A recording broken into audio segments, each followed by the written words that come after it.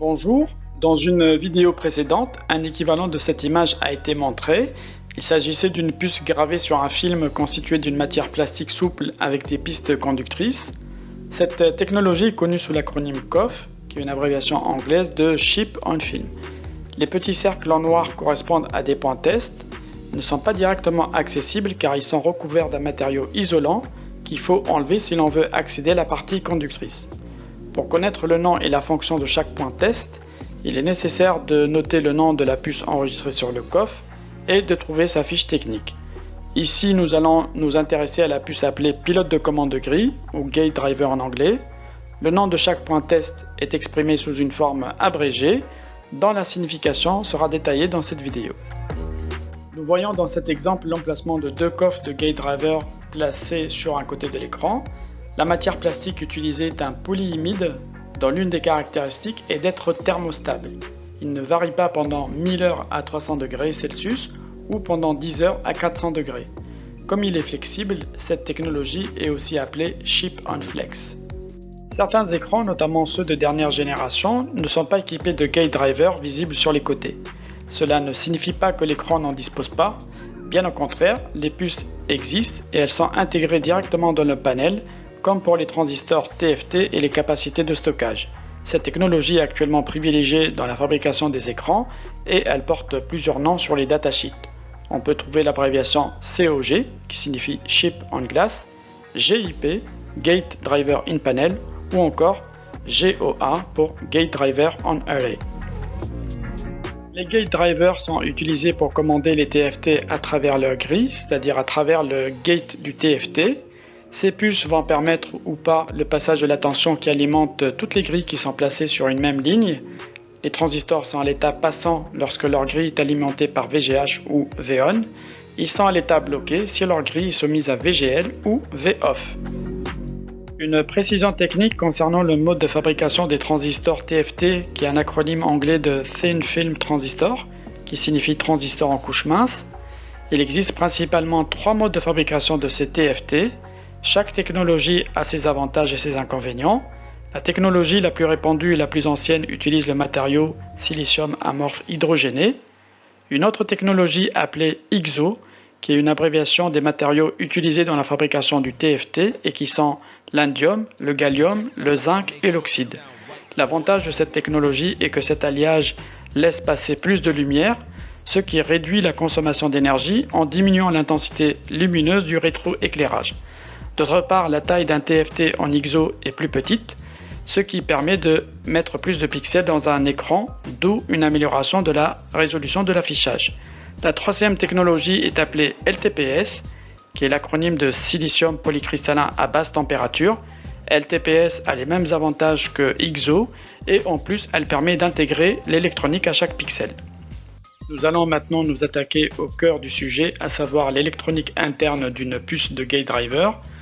Le diagramme bloc de cette puce montre une succession de fonctions électroniques montées en cascade, les unes après les autres.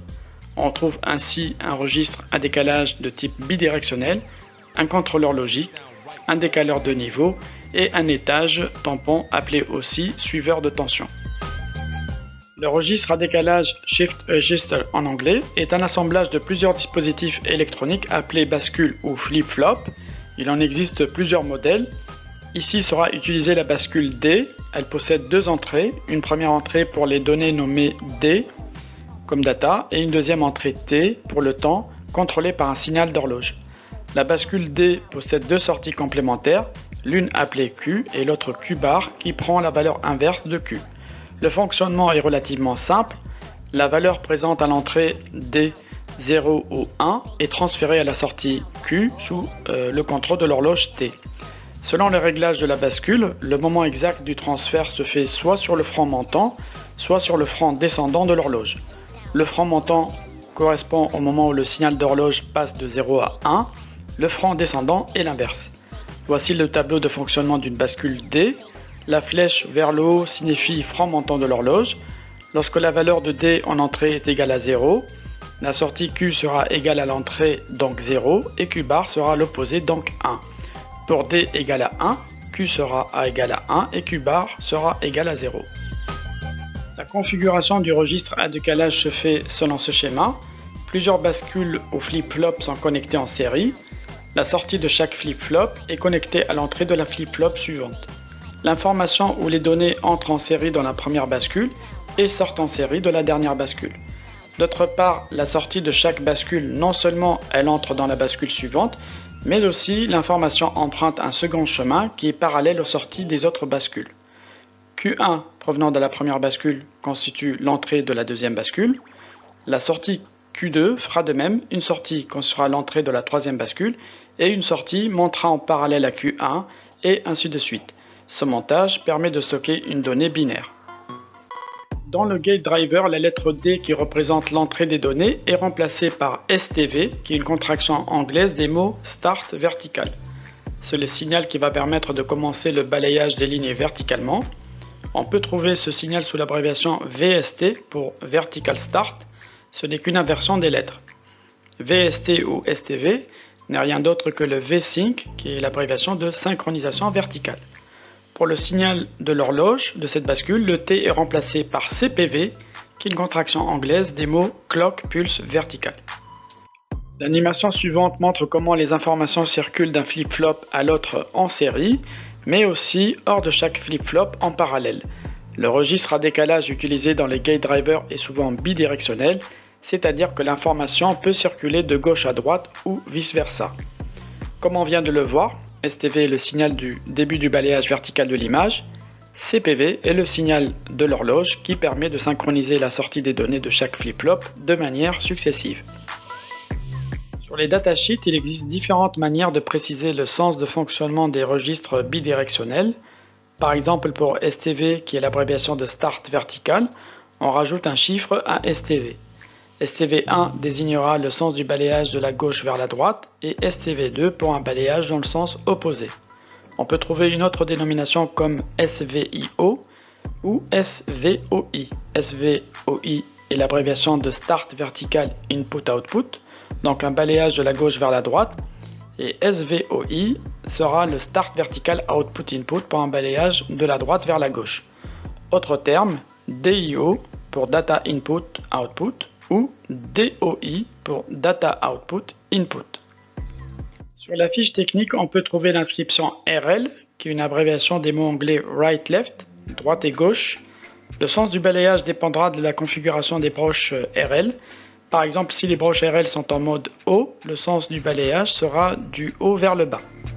Si RL est en mode bas, les lignes seront scannées dans le sens inverse, de bas en haut.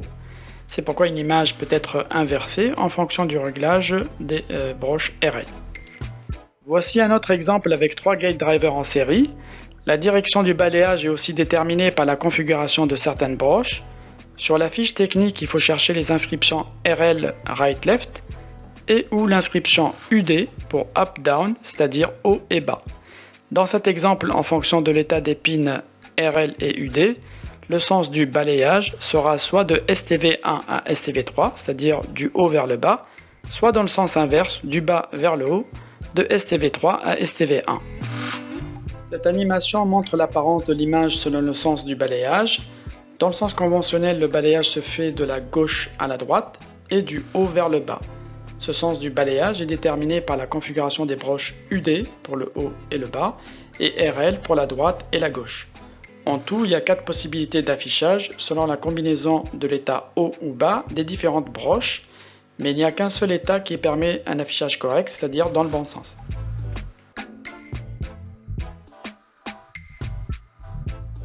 Lors du dépannage d'un téléviseur LCD, par exemple lors de l'installation d'un nouveau logiciel, l'image peut être inversée. Sans intervenir sur le matériel, il est possible de corriger ce problème en intervenant sur le logiciel du téléviseur à l'aide de la télécommande. Pour cela, il faut accéder au service menu, puis, selon le modèle du téléviseur, trouver l'entrée Mirror Mode, c'est le mode miroir. En modifiant la valeur on ou off, l'image sera remise dans le bon sens.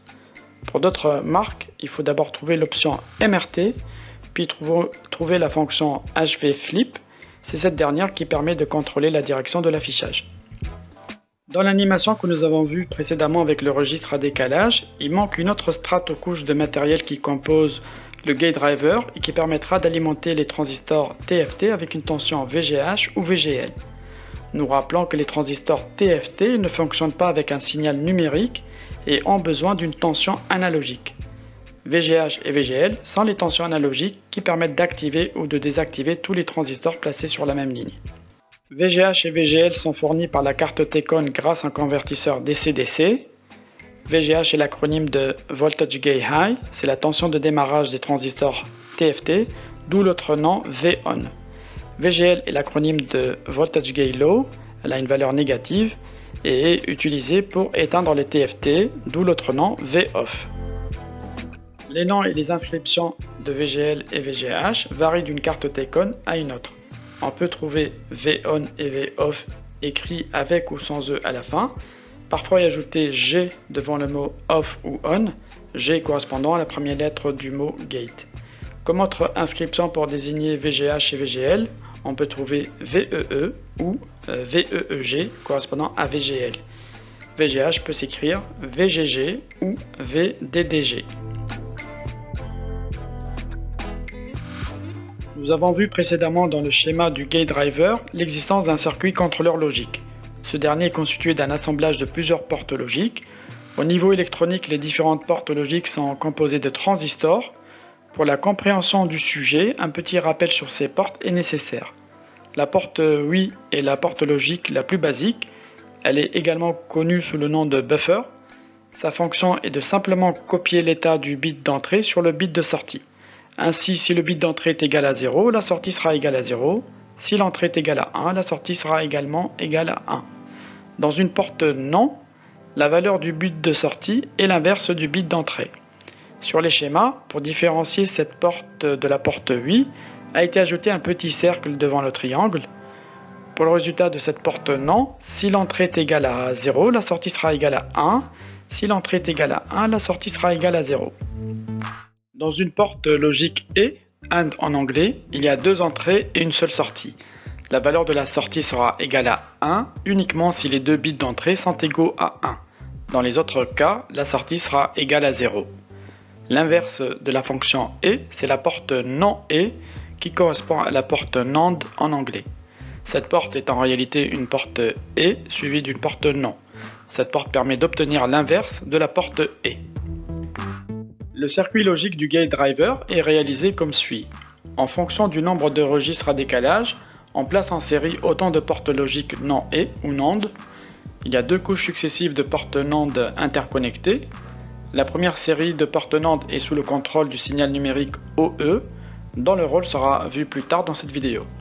En face de la sortie du signal OE est placée une autre porte logique NON ou NOT qui va inverser le signal. Sur la deuxième ligne, toutes les portes NAND sont sous le contrôle direct d'un signal numérique appelé XAO, dont la signification sera également expliquée plus tard. Pour un fonctionnement normal d'un écran LCD, le signal OE est à un niveau bas, donc à l'état 0. Par contre, le signal XAO est à un niveau haut ou 1. À la première vue de ce schéma, on peut se demander pourquoi avoir compliqué le circuit pour finalement trouver à la sortie des portes NAND les mêmes valeurs qu'à la sortie des registres à décalage. Il y a une raison à cela qui sera développée dans un instant. Poursuivons avec un autre élément du schéma fonctionnel du gate driver, qui est un circuit électronique appelé décaleur de niveau, plus connu en anglais sous l'appellation de level shifter. Le principe de ce composant est de rendre compatibles des circuits fonctionnant avec des niveaux logiques différents. Par exemple, un premier circuit noté 1 fournit un signal numérique de 3,3 volts. Le second circuit noté 2 ne fonctionne qu'avec un niveau logique de 5 volts. Pour rendre les deux circuits compatibles, le décaleur de niveau va faire passer la tension de 3,3 volts à 5 volts. L'opération inverse est possible. Le signal d'horloge CPV du registre à décalage est transformé par le décaleur de niveau en CKV. Il s'agit du même signal d'horloge, mais avec une valeur de tension numérique plus élevée. CKV est l'abréviation anglaise de Clock Vertical. C'est l'horloge qui contrôle le balayage vertical. La puce du décaleur de niveau, notre level shifter, peut être intégrée dans la puce du gate driver ou intégrée dans le microprocesseur du Tcon. Elle peut également se trouver dans une puce séparée sur la carte Tcon. Pour la localiser sur la carte, il faut rechercher les inscriptions telles que CPV, CKV, STV ou VST qui signifient la même chose. Sur cette carte T-code, on peut identifier une puce de type décaleur de niveau. À proximité de cette puce, on trouve les termes STV et CPV. Il y a aussi le terme OE. À la sortie de ce décaleur de niveau et en suivant les pistes conductrices qui sont gravées au dos de la carte T-code, on trouve au point test qui sont dirigés vers le connecteur de l'écran plusieurs inscriptions. Nous pouvons voir le terme CKV, mais il y a aussi d'autres termes comme CKVB et STVP. Notez que sur cette carte, VGH et VGL ont été appelés respectivement VON et VOFF. Le décaleur de niveau transforme CPV en CKV, le signal STV est transformé en STVP. CKV et STVP sont les mêmes signaux que CPV et STV, mais avec une valeur de tension plus élevée. De ce décaleur de niveau sort un autre signal d'horloge appelé CKVB. Ce signal est l'inverse de CKV et il est également utilisé pour contrôler la grille des transistors TFT. Le B qui a été ajouté à CKV vient du mot barre, car l'inverse d'une valeur est mathématiquement noté par une barre au-dessus de la lettre qui la représente. Voici un chronogramme qui représente la correspondance entre CPV ou CKV avec le signal de sortie du gate driver. Au franc montant de la première impulsion d'horloge, la première sortie du gate driver appelée G1 est activée. Notez que le temps d'activation d'une ligne est égal à la durée d'une impulsion de l'horloge, qui comprend un niveau d'horloge haut et un niveau d'horloge bas. À la deuxième impulsion de l'horloge, toujours sur son franc montant, la deuxième sortie du gate driver G2 est activée, tandis que la sortie précédente G1 est arrêtée. Le même processus se déroule successivement jusqu'à ce que toutes les sorties du gate driver soient balayées. L'inconvénient de ce procédé est qu'il y a un certain temps d'attente entre l'activation de chaque sortie. Pour raccourcir le temps de balayage de toutes les lignes, a été ajouté un autre signal d'horloge dont la période est inversée par rapport à CKV, appelé CKVB. Le principe de fonctionnement est le suivant. Au lieu d'attendre un nouveau signal de CKV, la deuxième sortie G2 est connectée au signal CKVB. Ainsi, les deux horloges fonctionnent en même temps, mais avec un décalage entre le franc montant de chacune des horloges. Avec cette organisation, CKV va piloter les lignes impaires, tandis que CKVB va piloter les lignes paires. Ceci permet de gagner du temps et de raccourcir le délai pour balayer toutes les sorties du gate driver. Lorsqu'il y a plusieurs gate drivers, comme ici 3 circuits qui contrôlent chacun 360 sorties, on assigne à chaque circuit de commande une paire de signaux CKV et CKVB, puis on rajoute un numéro 1, 2, 3 pour les identifier. Chaque gate driver contrôlera 2 fois 180 lignes. CKV 1, 2 et 3 seront assignés aux lignes impaires. CKVB 1, 2 et 3 seront assignés aux lignes paires. Les termes CKV1, CKV2, CKVB1, CKVB2 sont retrouvés dans les panneaux Samsung, mais d'autres sociétés utilisent une autre terminologie pour désigner les différents signaux d'horloge. Dans les panneaux LG, la terminologie utilisée est CLK1, CLK2, etc. CLK est une abréviation du mot clock ou horloge. VGH odd, VGH even. Odd c'est impair et even pair. Dans les panneaux AUO est utilisé HC1, HC2, LC1, LC2. HC est une abréviation de high clock et LC de low clock que l'on peut approximativement traduire par horloge supérieure et horloge inférieure. Le level shifter ou décaleur de niveau peut être situé à la fois avant et à l'intérieur du gate driver. Ici, il permettra de transformer la tension logique du gate driver VDD et VSS en VGH et VGL. Si la sortie du circuit logique est à un niveau élevé ou 1, elle est convertie en VGH.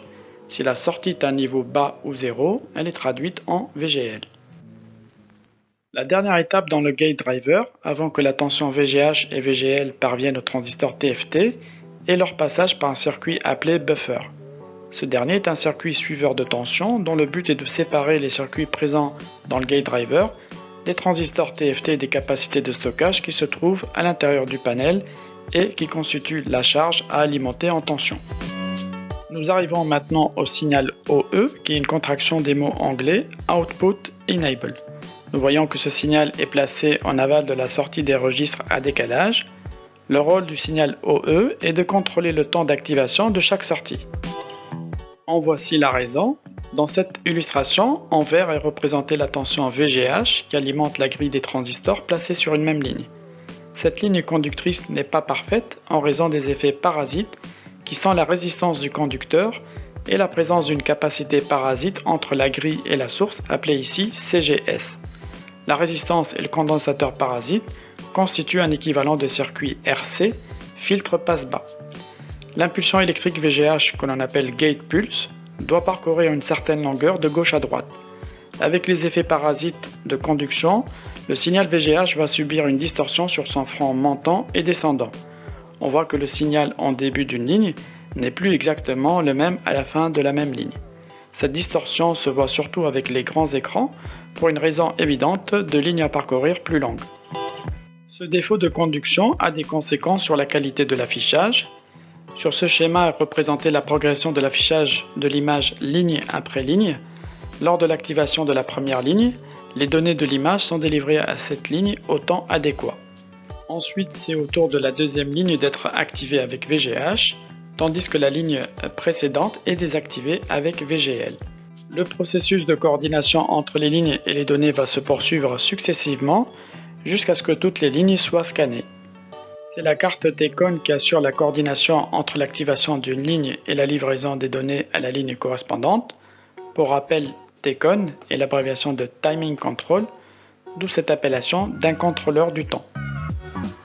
En pratique, à cause des effets parasites de la conduction, le signal VGH subit une distorsion et un décalage dans le temps. La ligne 1 ne s'arrêtera pas au moment voulu et les données qui sont destinées uniquement à la ligne numéro 2 seront également affichées sur la ligne 1 puisqu'elle n'est pas arrêtée. Cela va créer un affichage anormal de l'image. Ce phénomène est appelé en anglais crosstalk pour dire que les données de la ligne 2 sont aussi transmises à la ligne qui l'a précédée, c'est-à-dire ici, c'était la ligne numéro 1. Dans cette animation, vous pouvez voir la coordination qui existe entre une ligne qui est activée et les données qui l'atteignent.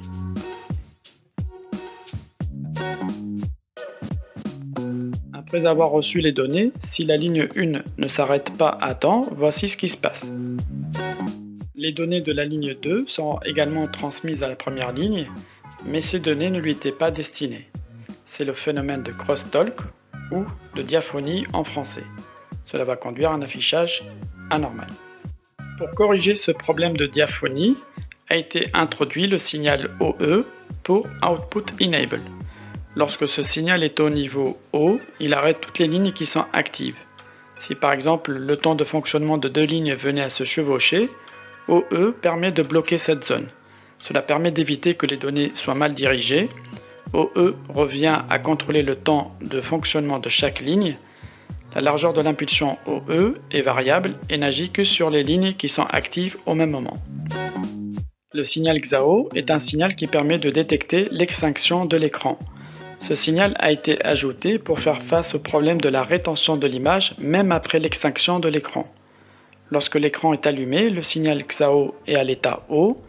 Lorsque l'écran est éteint, il passe à son état bas, ce qui provoque l'allumage de tous les transistors TFT en même temps et permet de décharger tous les condensateurs de l'écran. C'est pour cela que l'on attribue au signal XAO une fonction de remise à zéro ou reset. Nous voyons sur ce chronogramme que bien qu'il y ait une impulsion OE, il n'y a pas d'action sur l'état de la ligne car XAO est supérieur à E et ne lui permet pas de bloquer le fonctionnement du TFT. Comme autre nom pour XAO, nous pouvons trouver sur la datasheet le nom de Xon. Au niveau électronique, le XAO est un détecteur de tension. Il surveille la tension Vin. Lorsque cette dernière passe en dessous d'un certain seuil, comme par exemple lorsque l'écran est éteint, XAO émet un signal de réinitialisation. Dans ce montage, il y a un comparateur de tension et il existe un MOSFET dit à drain ouvert car sa source est reliée à la masse. Ce diagramme résume les différents circuits que nous avons vus. Au début, il y a un registre à décalage avec ses différentes entrées, CPV ou CKV, STV ou SVIO et SVOI, LR et UD. Suit un circuit logique composé de portes NAND, alimentés en tension logique VDD et VSS, et des signaux OE, XAO ou XON. Vient ensuite un décaleur de niveau ou level shifter qui va traduire le signal numérique en un signal analogique composé des tensions VGH et VGL. Dernière étape, VGH et VGL passent par un circuit tampon ou buffer pour être distribués au TFT qui se trouve à l'intérieur du panel. Nous arrivons à la fin de cette vidéo avec cette animation qui résume le mode de fonctionnement et de contrôle des pixels par le gate driver à travers les différents circuits électroniques qui le constituent. Au revoir et à bientôt.